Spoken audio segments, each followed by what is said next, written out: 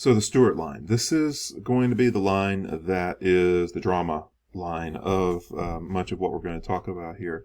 This begins with James the First. It was James the Fourth of Scotland. Obviously there's interconnections between the upper echelons of all these countries, and so James the Fourth with Elizabeth, she passes, and the crown would continue onward from her if she had an heir, but she did not. So the crown moved back up the family tree and then over, and was looking for a new head to rest upon, and it lands on James. And so if you get a chance, watch this video here about how to become a monarch. It is particularly good in describing how the crown moves and how a person could end up with two crowns on their head, which is what happened with James here, but metaphorically, one crown resting on another, because of the way that it moves according to certain rules within the family tree. And so check that out. It's also by C.G.P. Gray, so it's a good one. And so we move into the Stuart line, and again, this is the drama line. So James the First, not so much the drama, but everything following him kind of was. It's very Game of Thrones, very very drama laden. So the son of James the First is going to be Charles the First, and Charles is the monarch who has the distinction of being the one that was beheaded by the powers that be in England at the time. He was known for being, and I may have talked about this in class, I forget, but he was known for being very much in the idea of, God has given me this position, and therefore I am the ruler, and you should all bow before me. And he, didn't leave a lot of room for other people to have a lot of opinions or power in the British government, and so a lot of people don't like him, and he ends up being executed. And for 10 years or so, we're going to enter into what's known as the Commonwealth period, and you can study a lot about the Commonwealth period. It's interesting in itself, but the monarchy, they're going to decide that wasn't the best idea, and so it ends up being a pseudo-monarchy in itself, just with a line that was undesirable. And so they end up going back with the monarchy in what's known as the Restoration, and that's with Charles II, who was a much nicer fellow and much easier to get along with. And so that's fine with Charles II, but he dies, and the crown passes to his brother James II. And with James, it's more drama because he is Catholic and rubs a lot of people the wrong way in promoting Catholicism in the country, among other issues. So much so that the Parliament invites an invasion. This is an invasion by William of Orange of Dutch line, but also by family line well connected in England. And his wife is Mary, who is the eldest daughter of James II, but they're both Protestant, so they get a thumbs up for that. And so they come in and invade, and James II is removed from power.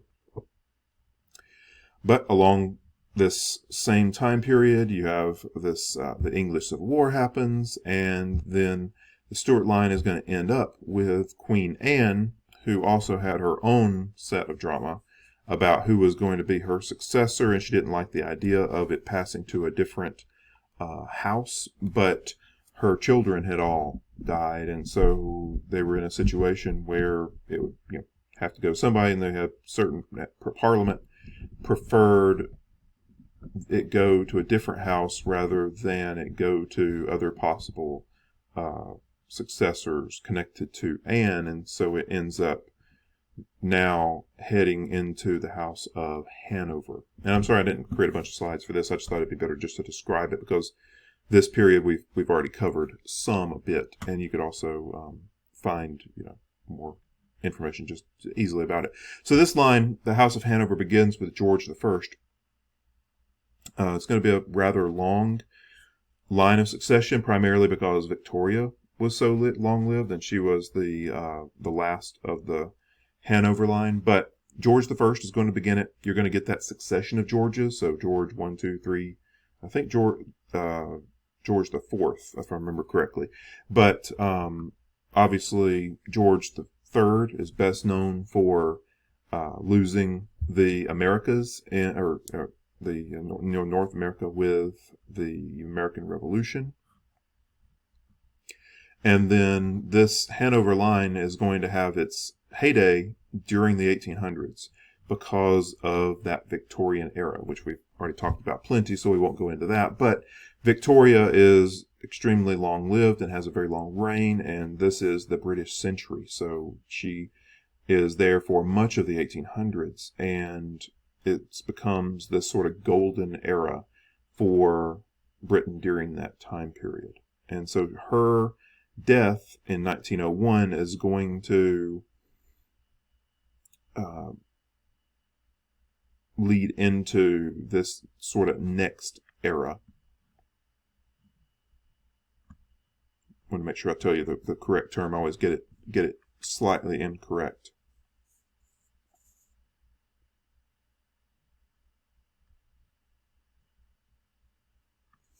Okay, so Edward the Eighth.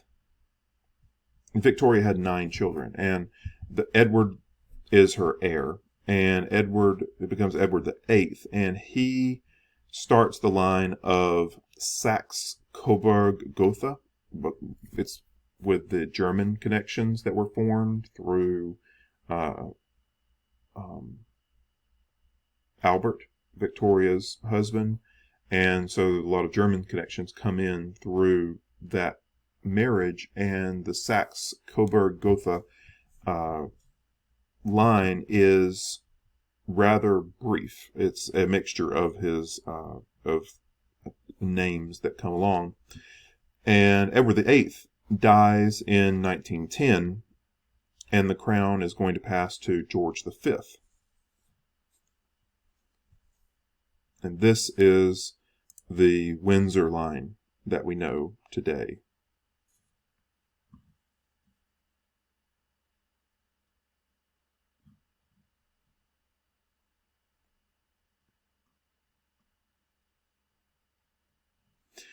So the reason that we call this family Windsor, and that's their official title to this day, we're still with the Windsor household, is, rather than Saxe-Coburg-Gotha, was because of World War I. When Britain gets into World War I, they decide that having a very German name on the throne would be a bad idea. And so George V drops that name. That is essentially a title that they had, that they could choose to take it up or put it away.